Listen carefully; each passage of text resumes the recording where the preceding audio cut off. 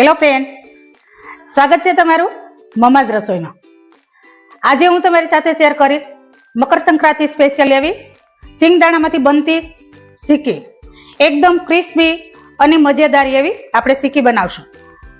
તો ચાલો શરૂઆત કરીએ રેસીપીની। તો આપણે સિંગદાણાની સિક્કી બનાવવાની છે। તો સિંગદાણાની સિક્કી બનાવવા માટે મેં આવી રીતે 1 કપ સિંગદાણા લીધા છે, તેની સામે મેં 1 કપ ગોળ લીધો છે અને ઘી લીધું છે। જોઈતા પ્રમાણમાં ઉપયોગ કરીશું। હવે આપણે આ સિંગદાણાને શેકી લઈશું। શેકી અને તેના ફોતરા કાઢવાના છે। તો આપણે આ કડાઈમાં આપણે સિંગદાણા લઈ લીધા છે અને ગેસ ચાલુ કરી અને હવે એને ગરમ થવા માટે મૂકી દીધા છે। તો એને આપણે આ રીતે હલાવતા રહેવાનું અને સિંગદાણા દાજે નહીં એવી રીતે એને શેકી લેવાના છે।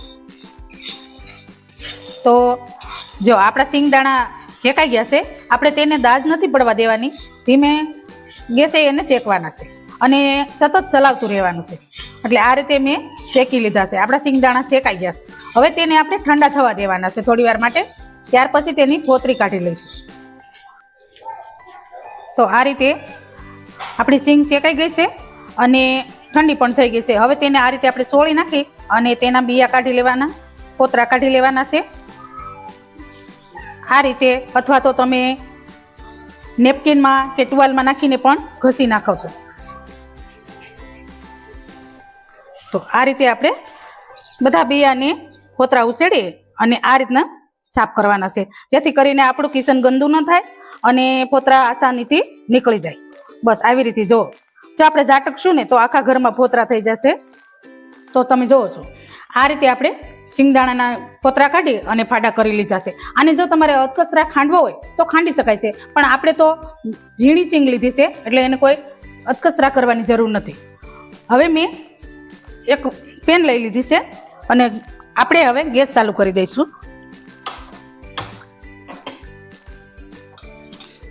પેનમાં આપણે થોડું એવું ઘી નાખીશું, 1 ચમચી જેટલું।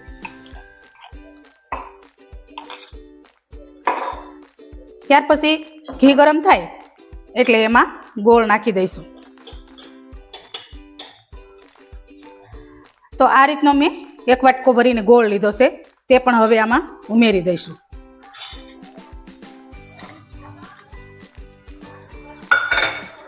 હવે આપણે એને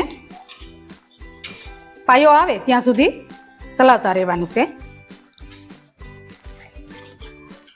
તો જો આ રીતે એની આપણે સાસણી તૈયાર કરવી છે। તો આને આપણે થોડી વારે ચકાસતું રહેવાનું છે, એટલે કે આપણી સાસણી બરાબર થઈ ગઈ છે કે નહીં તે જોવા માટે આપણે થોડી વારે એને શેક કરવાનું। તો શેક કરતી વખતે આપણો હાથ દાજે નહીં તેનું ધ્યાન રાખવાનું।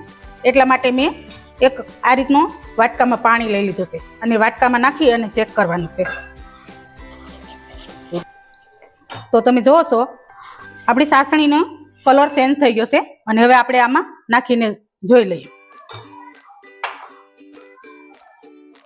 થોડી વાર માટે આપણે હલાવતા રહીશું।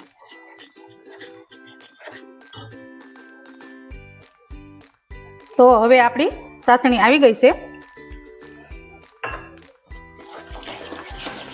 તેમાં હું થોડુંક એવું એટલે કે 1 ચમચી જેટલું ઘી ઉમેરીશ, જેથી કરીને આપણી સિક્કીની સાઈન સારી આવે।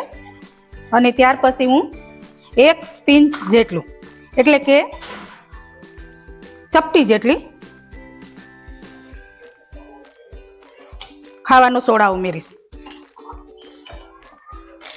તો આ રીતે આપણે હવે સિંગ ઉમેરી દઈશું અને હવે આ પ્રોસેસ થોડી ફટાફટ કરવાની છે, એટલે આને બરાબર હું મિક્સ કરી લઉં અને પછી આપણે એને પાથરી દઈશું। હવે આપણે આને મિક્સ થઈ ગયું છે। આ મેં બટર પેપરને અગાઉથી મેં ઘી લગાવી અને તૈયાર રાખ્યું છે। હવે તેમાં આપણે આ નાખી દઈશું, મિશ્રણને આપણે આમાં ઠારી દઈશું। હવે આપણે એને આવી રીતે ફેલાવી દેવાનું, આપણે પાણીવાળો હાથ કરતો જવાનો અને આ રીતે આપણે ફેલાવતું જવાનું। અને પછી હવે મેં આ વેલણને ઘી લગાવીને તૈયાર રાખ્યું હતું, તો આપણે ઘી લગાવી દઈશું। ઘી લગાવી અને હવે આ રીતે આપણે તેને વણી લઈશું।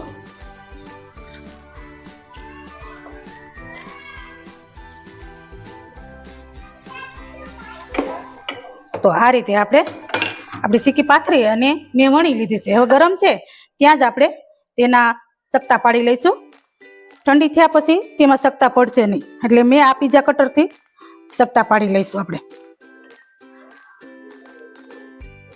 મેં કોલ્હાપુરી ગોળ લીધો છે, એટલે આપણા સિક્કીનો કલર એકદમ વ્હાઈટ આવ્યો છે.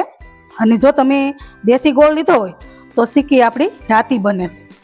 જો આ રીતે આપણે ગરમ ગરમમાં ચકતા પાડી લેવાના છે. ઠંડુ થયા પછી ચકતા પડશે નહીં.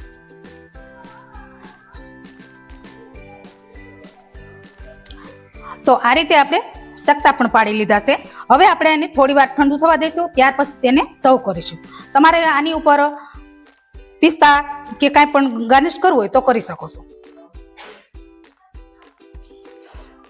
તો જો આપણે એકદમ સિક્કી ઠંડી થઈ ગઈ છે. હવે આપણે તેને આવી રીતે જુદી પાડી લઈશું અને કટ કરી લઈશું. ચકતા જો તમે જોઈ શકો છો એની આપમેળે જુદા પડી જાય છે. અને આવી રીતના આપણે કટ કરી લેવાના છે. એકદમ તૈયાર હોય બહારથી લાવી તેવી છે ને આપણી સિક્કી. જો કેટલી સાઈન પડે છે આપણે જે ઘી ઉમેર્યું છે ને તેનાથી. તમે દેશી ગોળ પણ વાપરી શકો છો અને તમે જે સિક્કીનો ગોળ આવે છે તે પણ વાપરી શકો છો, પણ મને તે પસંદ નથી. હું કોલ્હાપુરીનો ગોળ જ હંમેશા વાપરતી હોઉં છું. જો એનાથી આપણી સિક્કી એકદમ સરસ થાય છે. જો કેટલી બટ જો એકદમ અવાજ તમને બતાવું, કસકડા જેવો અવાજ આવે છે ને. આપણે સિક્કીને સર્વ કરી લઈએ. તો તૈયાર છે આપણી મકર સંક્રાંતિ સ્પેશિયલ એવી સિંગદાણાની સિક્કી. તમે પણ મકર સંક્રાંતિમાં આવી રીતે સિક્કી બનાવશો તો તમે બહારથી લાવવાની તો ભૂલી જ જશો. જો કેટલી સરસ છે.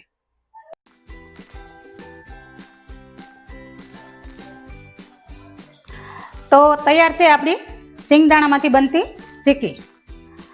જો તમને આ સિક્કીની રેસીપી કેવી લાગી તે મને કમેન્ટમાં જરૂરથી જણાવજો.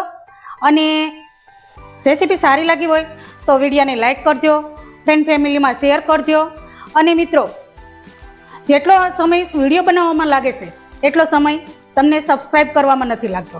સબસ્ક્રાઈબ તો એકદમ ફ્રીમાં થાય છે. તો મિત્રો ફટાફટ સબસ્ક્રાઈબ કરો અને સબસ્ક્રાઈબમાં કંજૂસાઈ ના કરો. ફરી મળશું નવી રેસીપી સાથે. Thank you.